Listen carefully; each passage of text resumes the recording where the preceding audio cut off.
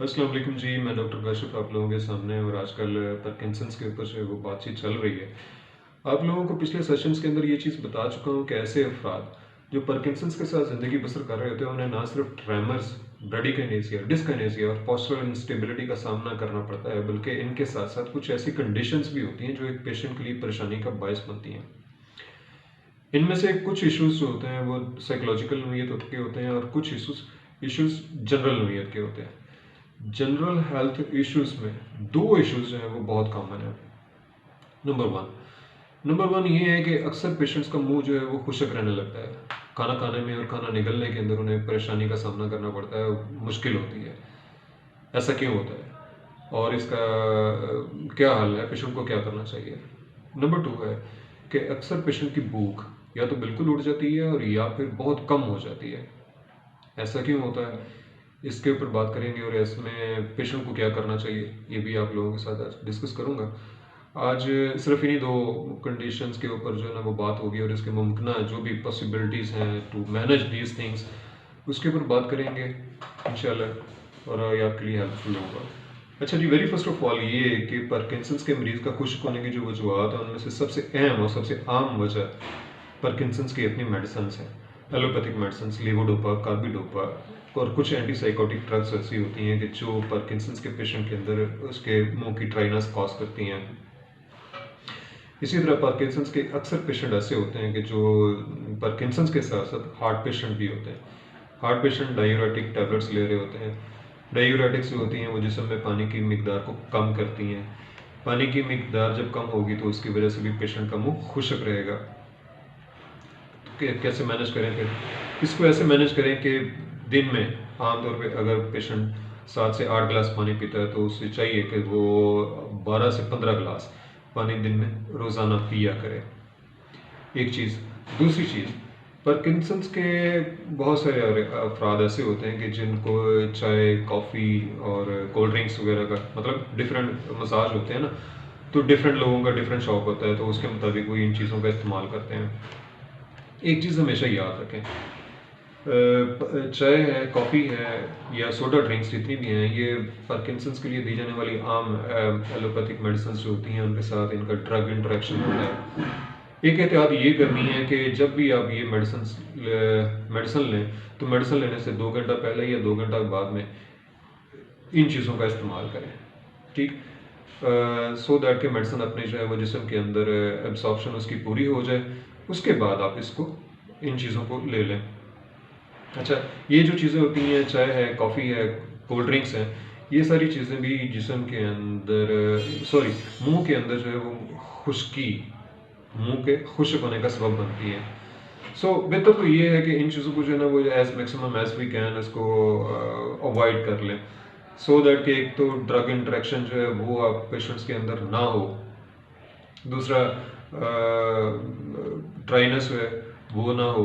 लेकिन अगर हो जाती है तो फिर उसके लिए ज़रूरी ये है कि आप पेशेंट जो हैं वो ज़्यादा पानी पिए। ठीक।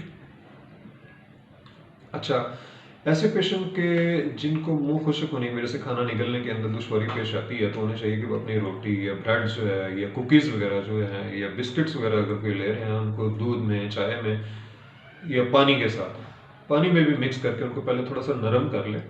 नरम करने के बाद फिर उन्हें जब वो निकलेंगे, चबाएंगे तो उनको चबाना भी आसान होगा, उनको निगलना भी जो है वो आसान होगा क्योंकि वो नरम हो चुका होगा।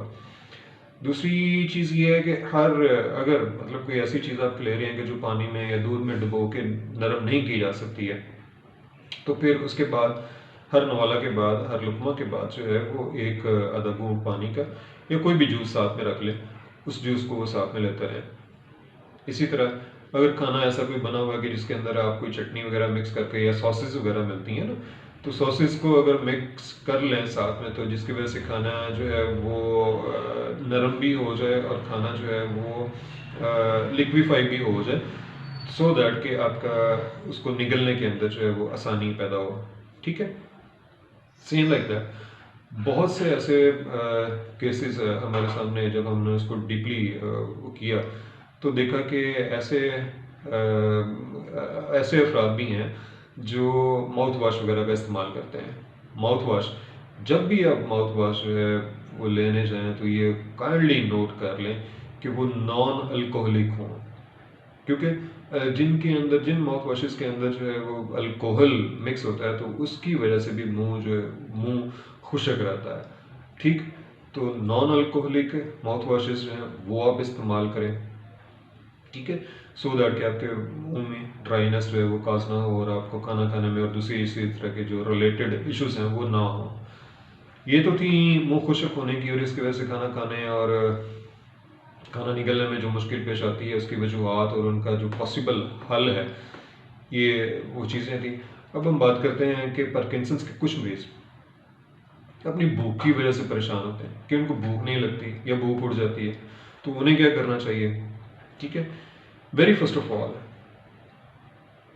सबसे पहली बात तो ये है जो सबसे कॉमन है कि जब किसी पेशेंट को जो है वो पार्किंसंस डायग्नोज हो जाता है तो उस डिप्रेशन की वजह से, उस टेंशन की वजह से सबसे पहले उसकी भूख उड़ जाती है, जो कि मतलब एक नेचुरल फिनोमेना है, नेचुरल एक चीज़ है कि आपके ऊपर किसी भी किस्म का जब कोई डिप्रेशन आता है तो फिर आपकी भूख उड़ जाती है। नॉर्मली ये होता है कि ऐसे पेशेंट्स का जब ट्रीटमेंट स्टार्ट किया जाता है तो फिर उनकी भूख नॉर्मल हो जाती है, लेकिन अगर ऐसा ना हो तो दो काम करने जो है ना वो बहुत ज़रूरी हैं और वो बहुत हेल्पफुल होते हैं। वेरी फर्स्ट ऑफ ऑल हल्की फुल्की वॉक, ऐसा ऐसा थोड़ी देर के लिए, थोड़े टाइम के लिए आप वॉक करना शुरू कर दें। अगर आप कर रहे हैं दैट विल बी फाइन, लेकिन अगर आप वॉक नहीं करते सुबह के टाइम, ख़ास तौर पे चहलकदमी के लिए नहीं निकलते हैं, तो निकलना शुरू करें, वॉक करना शुरू करें, हल्की फुल्की एक्सरसाइज करना शुरू कर दें, सो कि आपका डाइजेशन जो है वो प्रॉपर हो जाए। इससे डेफिनेटली भूख जो है वो बेहतर होगी। नंबर टू, खाने के जो एक टाइम मखसूस किया हुआ है उस टाइम से 1 घंटा पहले वाटर इनटेक ले लें या कोई जूस वगैरह वो ले लें। इससे आपकी भूख जो है वो बेहतर हो जाएगी। ये दो ऐसी टिप्स हैं कि जिनकी वजह से मोस्ट ऑफ द पेशेंट्स जो हैं उनकी भूख नॉर्मल हो जाती है। क्या? एक तो एक्सरसाइज या वॉक, दूसरा खाना खाने से 1 घंटा 1.5 घंटा पहले अच्छी मिकदार में पानी, 1 गिलास ले लें, 2 गिलास ले लें, जूस ले लें। ये सारी चीज़ें एपिटाइजर होती हैं, इससे भूख बेहतर होएगी। ठीक है, इसके अलावा अगर इन दो चीज़ों से भी जो है वो भूख बेहतर नहीं होती है तो एक तीसरा सोल्यूशन ये है। तीसरा सोल्यूशन ये है कि ऐसी डाइट लें जो थोड़ी मिकदार में भी हो, लेकिन उसके अंदर प्रोटीन्स की मिकदार ख़ास तौर पे और कैलोरीज की मिकदार जो है वो अच्छी खासी हो। वो थोड़ा खाने से भी आपके जिस्म की जो प्रॉपर प्रोटीन नीड है या कैलोरीज की जो नीड है वो पूरी हो जाएगी। ठीक है, तो अगर आप थोड़ा सा भी खाएंगे तो आपको जो एनर्जी है वो प्रॉपर तरीके से मिलती रहेगी। याद रखें कि प्रोटीन्स हैं वो जिस्मानी हेल्थ के साथ साथ ब्रेन हेल्थ के लिए भी बहुत अच्छी हैं। ऐसी डाइट लें, ऐसी ग़िज़ा चूज़ करें कि जो आपकी ब्रेन हेल्थ को, जो आपके प्रोटीन्स के लेवल्स को वो पूरा करें। ठीक है। अच्छा, लास्ट पे मैं आपको ये कहता चलूँ कि डाइट के हवाले से खास तौर पे नेक्स्ट किसी सेशन के अंदर आपको डाइट प्लान दूंगा कि पार्किंसंस के पेशेंट को क्या डाइट प्लान होना चाहिए जिससे उसकी बॉडी नीड्स हैं वो पूरी होती रहे। ये थी आज की सेशन की चंद अहम बातें। उम्मीद है कि ये आपके लिए हेल्पफुल होंगी। अपना ख्याल रखिएगा। अल्लाह ताला सेहत तंदुरुस्ती दे। अस्सलाम वालेकुम।